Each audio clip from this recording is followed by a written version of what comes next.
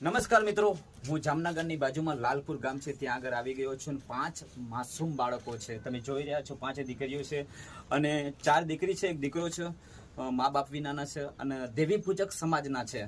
ખરેખર આપણે જોઈને મને પણ બહુ દુઃખ થઈ રહ્યું છે, કારણ કે રહેવા માટે ઘર પણ નથી અને બહુ જ આર્થિક પરિસ્થિતિ નબળી છે. માસૂમ નાના બાળકો છે, નાની ઉંમરમાં એમના મા બાપ બાળકોને છોડીને આ દુનિયાથી વિદાય થઈ ગયા છે.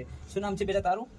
મીના. શું કરે છે બેટા તું? ભણવા જાવ છો. કેટલું ધોરણ ભણો છો? 8. અને બેટા તારું? ડિમ્પલ. બેટા તારું? પ્રીતિ. બેટા તારું?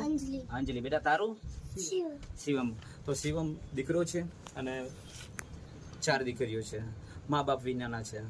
તો ખરેખર આ પરિવાર સતત એમ કહેવાય કે આર્થિક પરિસ્થિતિ ખૂબ જ નબળી છે.